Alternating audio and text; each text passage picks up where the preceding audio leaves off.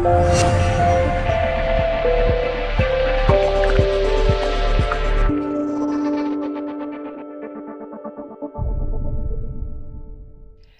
welcome to another episode of Wired for Success TV. I'm Mel Gabriel, and with me is my co-host Beryl Thomas. Say hello, Beryl. Hi, everyone. And today we bring you MJ. And MJ, can you just quickly tell the audience what that stands for? Oh, it's my name. It's Marie-Josée. I'm French Canadian. Okay, so And bonjour. Bonjour. Bonjour. We bring you MJ and Dean. That one's an easy one, isn't it? That's the easy one. Yeah. So they're two musical artists with a difference. Now, their music allows them to spontaneously blend together their talents as musician, energy healer, and teacher, and the result is a letting go of that which interferes with our ability to connect to our higher purpose and live it. They refer to these quite spontaneous improvisations as music medicine. We caught up with them whilst they were traveling through England, and today they are going to share with us why they're so passionate about sharing the magic of their music and the meaning it gives to their lives. So welcome and bonjour, MJ and Dean. We're so thrilled to have you with us today. Now, you offer quite a diverse experience, don't you, from individual sessions to bigger stage shows. And actually, before we start the interview, we'd just like to give the audience a taste of the experience you offer so they know what to expect.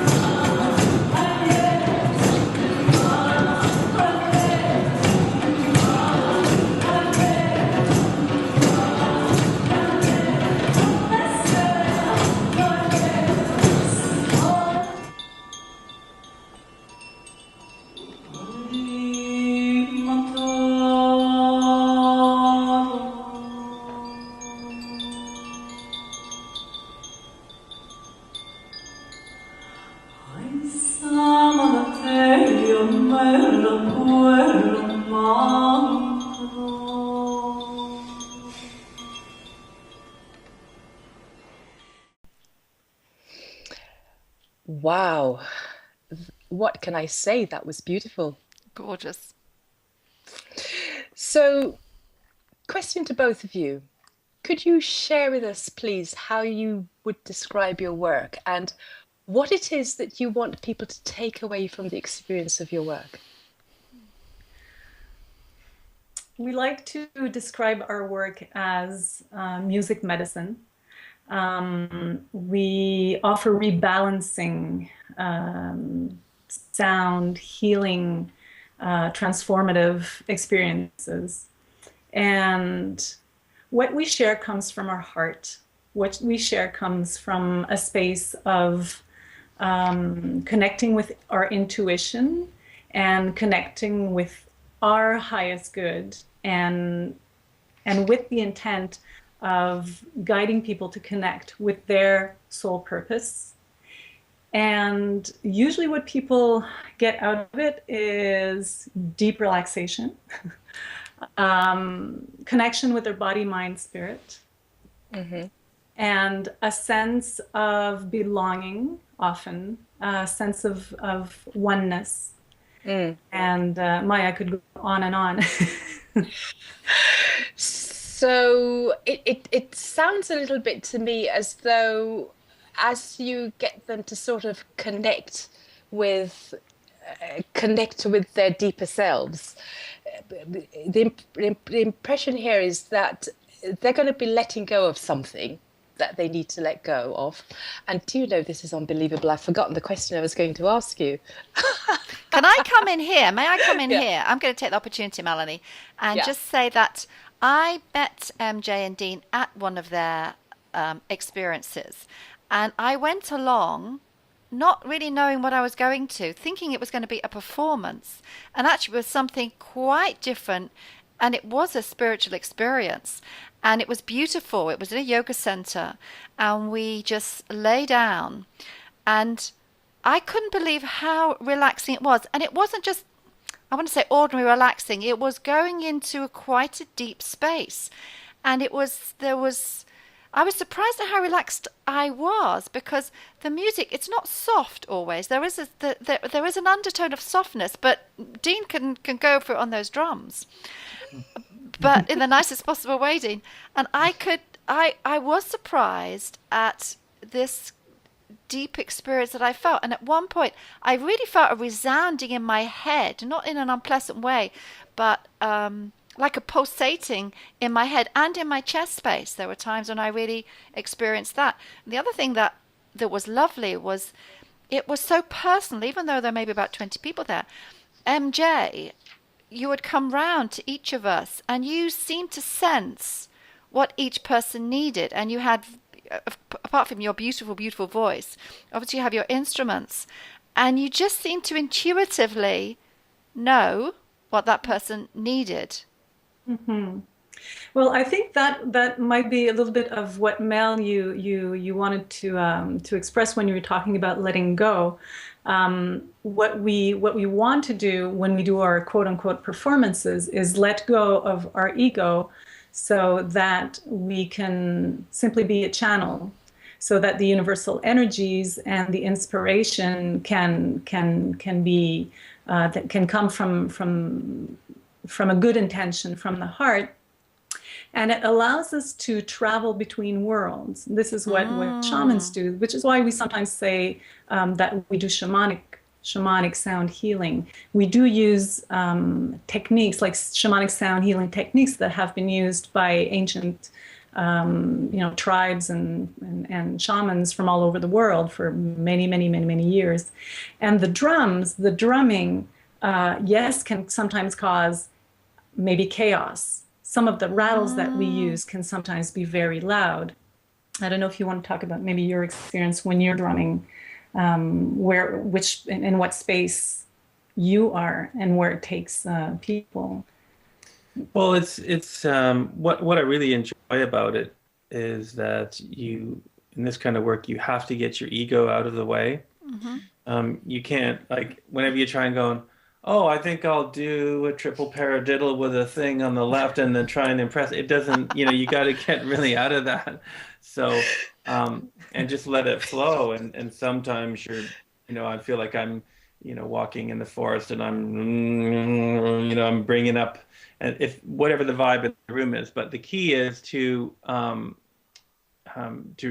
really just let go and just let it flow, which is from an artist side of things, from a creative, it's not the easiest thing to do, but it really is rewarding at the end because you're in tune with everybody. I think that's exactly what he said just there, being in tune with everybody. That's kind of the key for us to be in the non-performance mode. So what we do is we connect with people's energy, with people's vibrations. And the way to do this is simply to allow, when you're meditating, this is what we do. When you meditate, you just open up and you try not to be hanging on to any thoughts. And whatever comes, whatever it is, you just acknowledge it and you say, well, yes, okay, this thought is here. Well, it's the same thing with working with our music medicine and working with people. Then if we sense something in the room, I'll give you an example. We can be working in a room and we can sense that, to start with, people are fidgeting. People are uneasy. sometimes we'll enter a room and everybody is so open and they're already relaxed or almost, when we start. Sometimes we get in a room and there are people there who are struggling with health issues. Some people will have extreme physical pain. Some people they'll be bothered because they just lost someone, or their relationship has ended. So everybody has their stuff, right? And so we sense this. So for us, it's just to be connecting with this.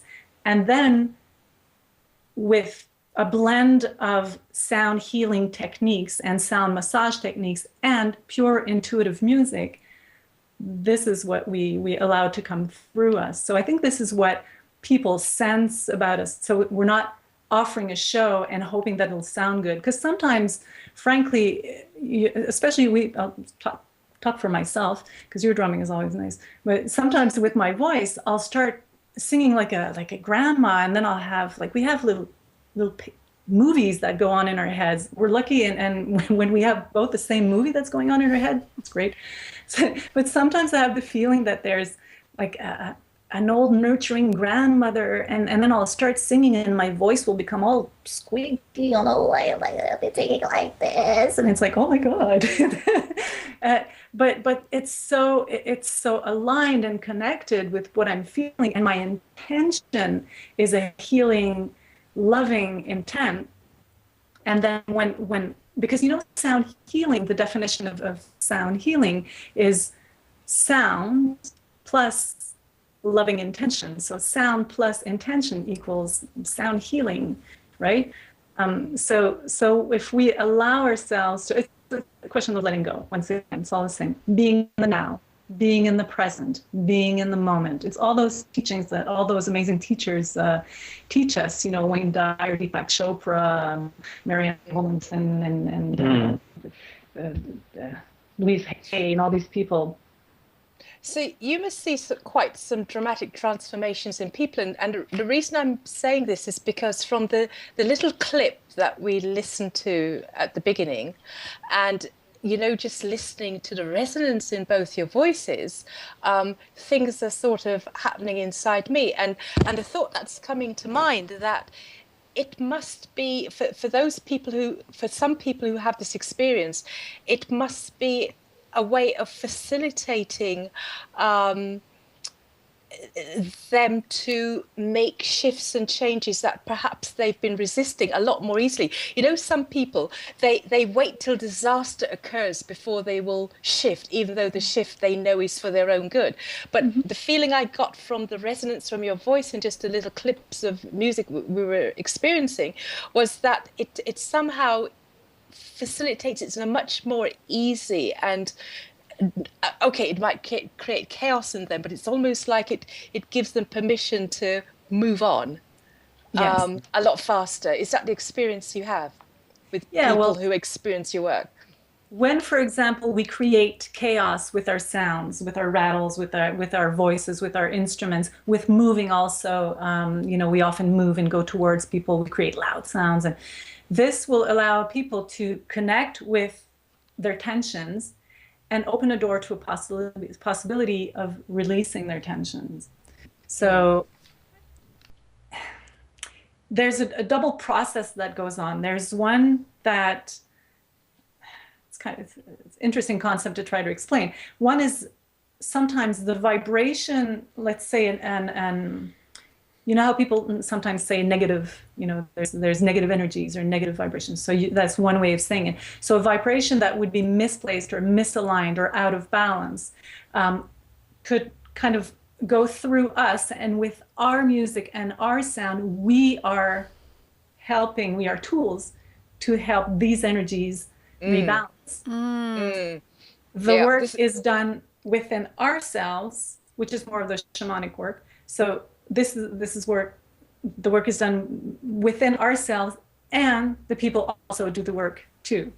Yeah. Sometimes it's very, very easy for them. Some people fall asleep. Some people really fall asleep, and the work gets done at a very deeper subconscious level. They're in trance, and sometimes they're very, very well aware. They'll say afterwards, "Oh my God, I was my back hurt, and then I moved this part, and then I started dancing. Some people stand up and dance while others snore besides them.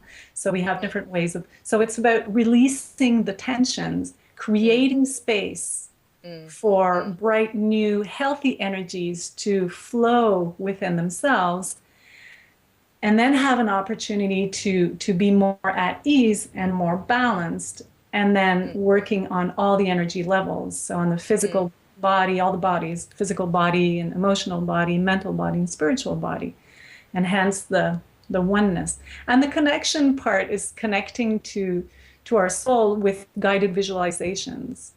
So I'll often, you don't mind me talking like that for hours and hours and you not saying anything? Do I have a choice?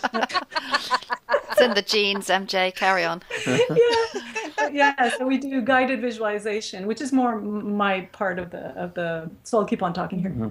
And so some concerts and some sessions have a lot of guided visualizations in them. Some have hardly none. We never know. It's always improvised.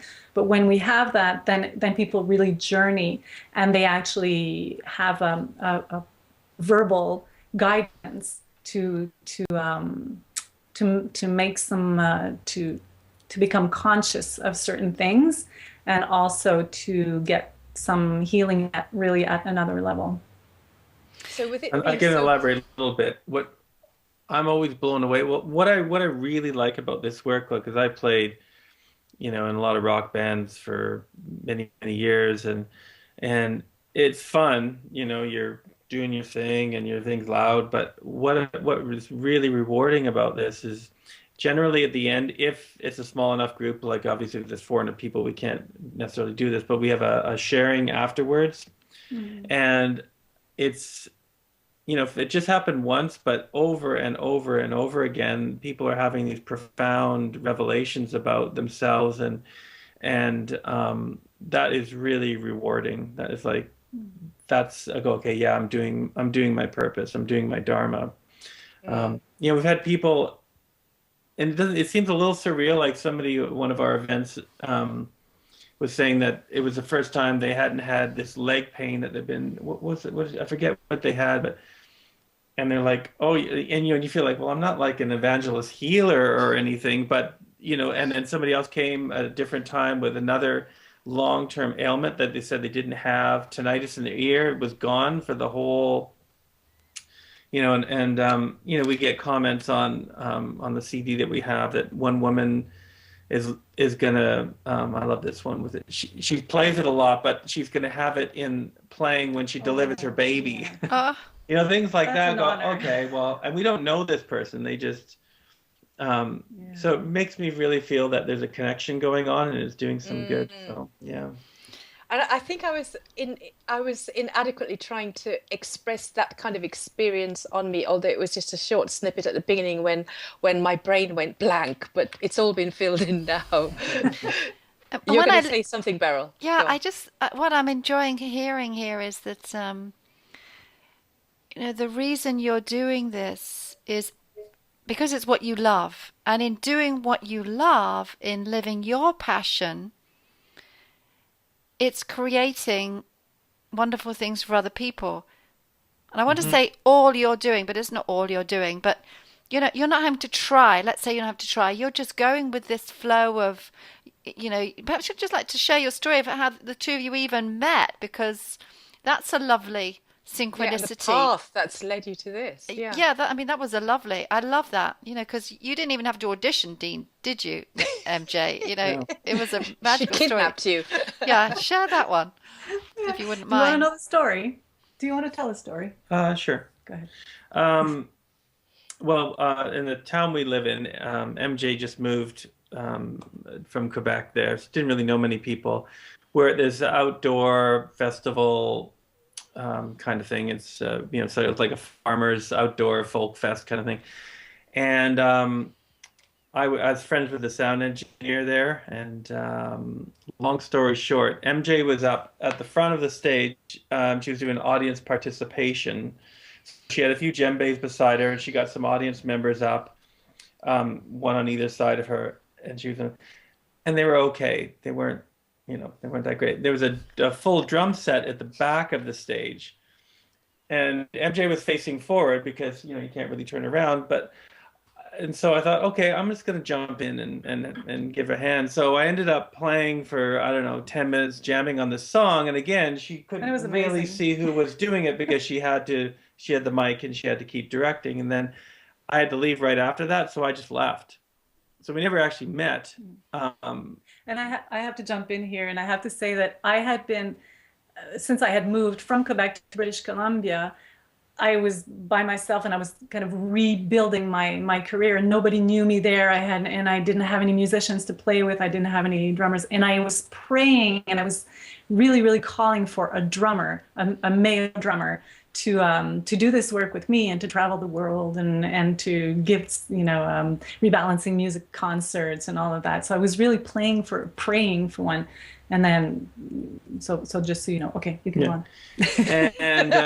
So we never met. And then about 2 months later, we were both at a chiropractic office. And I said, "Hey, I know you. I've jammed when you're playing the drum, or when you're doing your thing." And then I lost it. And then it was like, oh. I was totally flabbergasted. I said, "Oh, you're my drummer." And then I started with all the passion that I hold. And I had this project, and it's called Chants and Drums. At the time, it was called Chants and Drums, and now we're SacredFire. And then I said, I'm looking for a drummer, and I want someone who's improvising all the time, and it's spiritual work, and it's healing work, and blah, blah, blah, blah, blah, blah. And then he listened to me like this very calmly, this very calm Dean that he is, and he looked at me. And then I just said, "Are you free? Are you interested?" And he just looked at me and he said, "Sure."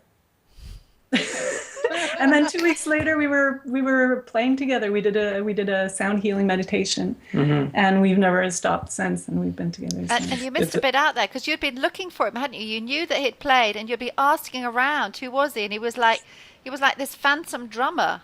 Yeah. After I got off stage, and I was asking everybody, and I was asking, did you see who was the person playing drums behind me? And everybody's like, no idea. I didn't see anybody. I said, yeah, I heard drums. At a certain point, I thought I had just imagined, I was hoping for it so much. It was playing the drums. and so it worked out because I was doing a project called Song Life where I was putting together my music with spiritual teachings. So and I'd actually done one of those like 4 years earlier, a thing called Kuan Yin, with the goddess of love, and so I was deciding to do this, and right when I decided to do that and get this together, because normally as a drummer you're always relying on the other band members to write songs, and I put in many years of that, and I had all this stuff inside me, so I ended up going, no, I'm done with that. I'm just going to do my own thing and follow my passion. So as soon as I started writing and started creating this, we met. So the two of us now have what MJ was doing with her sound meditations, and what I was doing with my, a little more, I don't want to call it pop, but more electric acoustic spiritual music. And then now we're melding them together. And so I feel very lucky. And, when I met you and was at that evening with you, what I remember thinking was, what a lovely blend, because MJ, you're very feminine, and Dean, you're very masculine. And it just felt like a really lovely balance there. Mm. Well, I had been playing percussion and singing with women mostly. I have played in bands where there were dudes, and usually musicians who make it professionally and often drummers are men, for the simple reason that men have more time on their hands because the women will be taking care of the kids at home, right? They'll be taking care. So usually it's the men that make more of the career.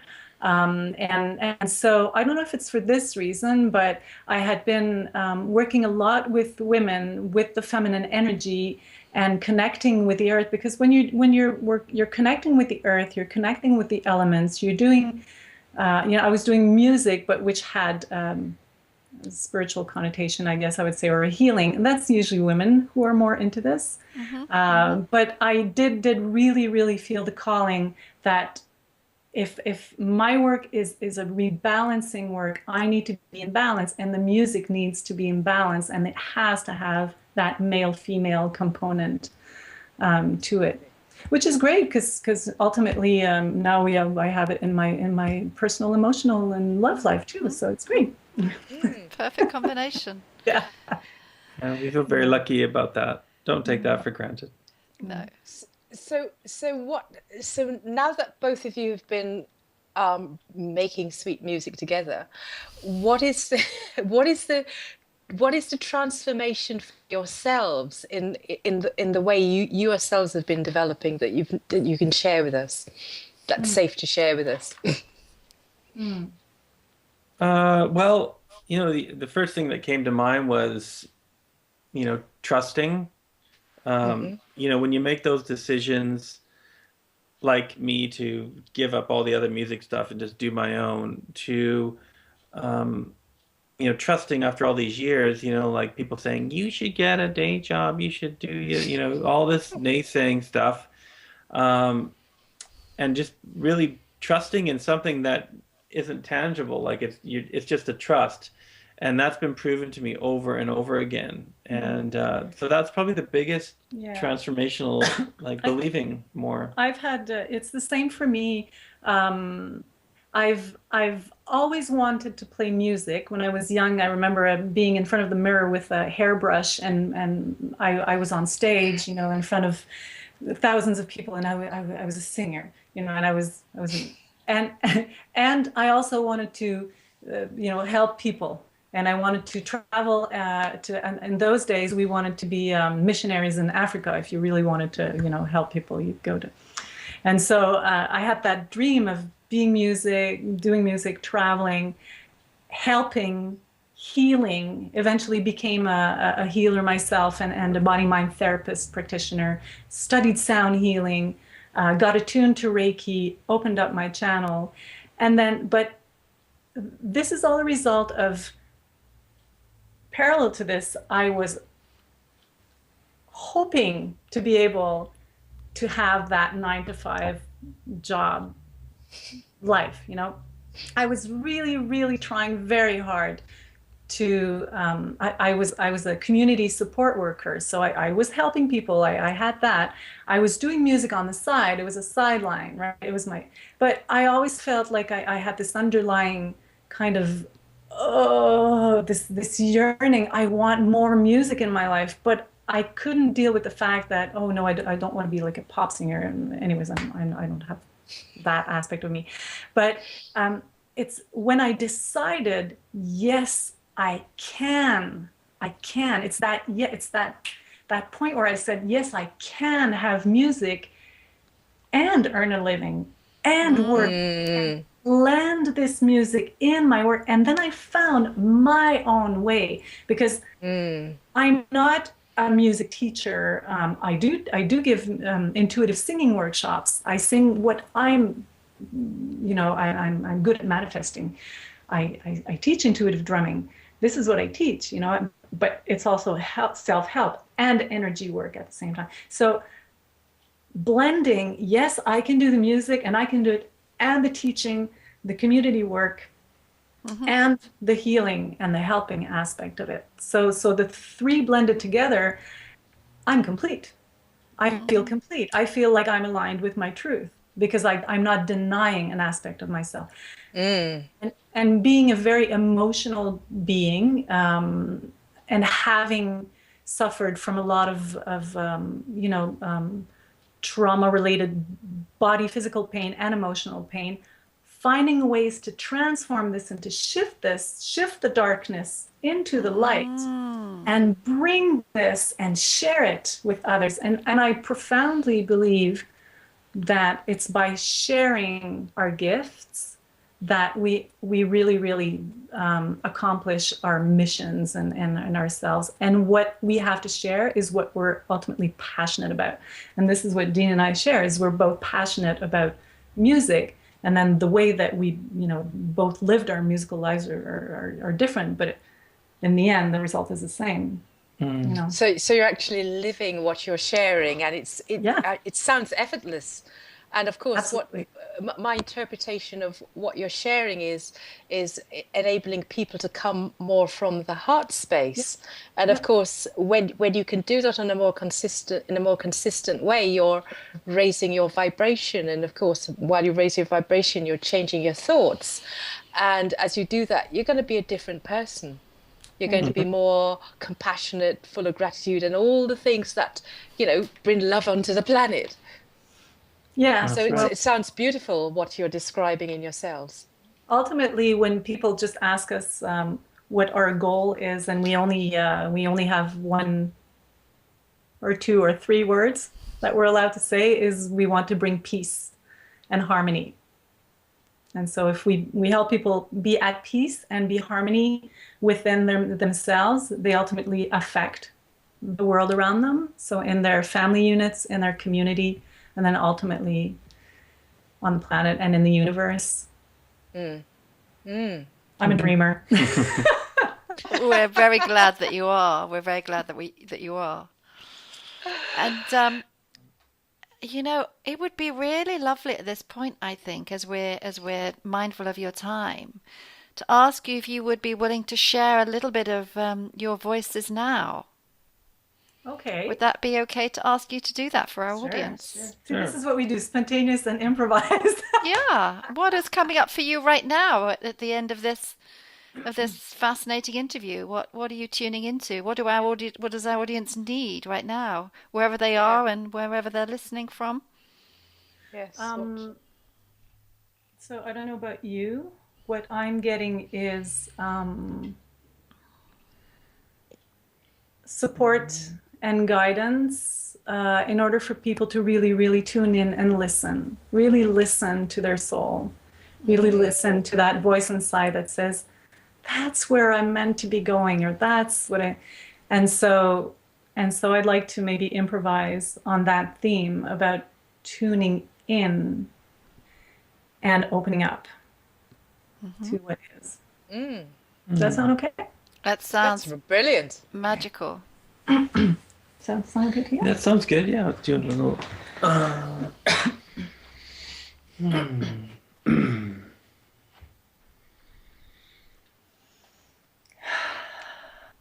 So we'll do voices only.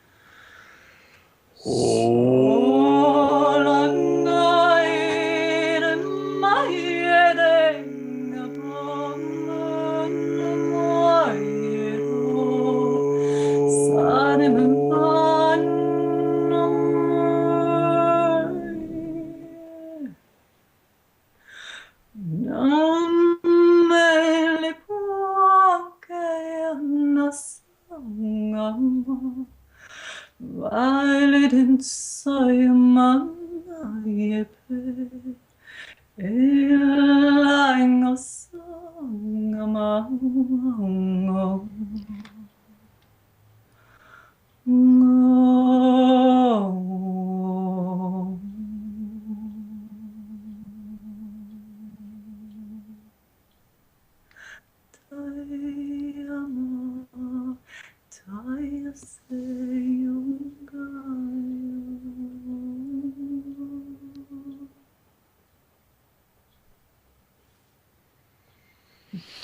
Lovely. That gave me goosebumps. I know it transported me somewhere. I'm not quite sure if I'm back yet, but it was lovely. That's Thank magical. you. Guys, people are going to want to know more about you, where they can get your CDs, where they can connect with you, they can come to some of your improvisations. Where's the best place for them to find you? our website is sacredfiremusic.com, Mhm. and our Facebook, we're on there, Sacred Fire Music. And we also have Twitter, which is Sacred Fire Music. Yeah. No confusion there. Sacred Fire Our Music. CDs are on CD Baby, and yeah, and it'd be great if you wanted to keep in touch, you could sign up to our newsletter that we put out about once a month. yeah. And And we offer all sorts of experiences from very, very large audiences. We work at the Deepak Chopra-led Seduction with Spirit retreats that are organized by the Chopra Center in the U.S. and in Canada and elsewhere. And those, are larger crowds. And we are most happy to travel the world. And we also do yoga studios, support music for yoga classes. And we also do ceremonies. So name givings, celebrations of life and funerals and anniversaries. And so people hire us for private concerts also. So there's, and retreats. We have retreats. We will have one coming up. So you can check out our website. Barbados. Yeah. And you have a CD with David G, the great meditation. Yes. We are privileged and honored to be recording a CD. It's going to be a guided meditation and music medicine CD.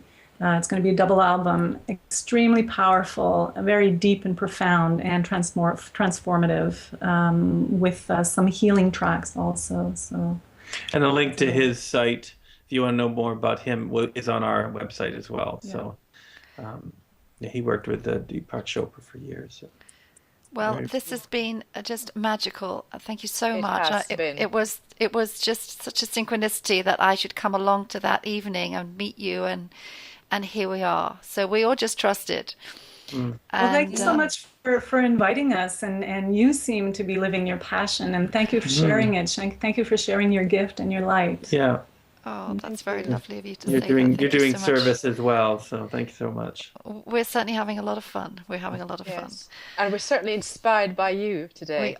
We are. And others will be too. And that's why we're here, like yourselves. We just want to offer a platform for people like yourselves to be able to share what you're doing, because we know it's going to enhance many people's lives. So, with no further ado, we just want to thank our audience for tuning in. And if you want to find out more about Wired for Success, anyone, I'm sure you would love to, then please come and subscribe. Come to our blog, sign up, YouTube, Facebook, Twitter, Wired for Success TV. And we look forward to welcoming you all to another episode of Wired for Success. So if you'd like to say goodbye, MJ and Dean? Well, bonjour, au revoir. And au revoir from me. Okay, thank you very much, everybody. Merci. Bye. Bye.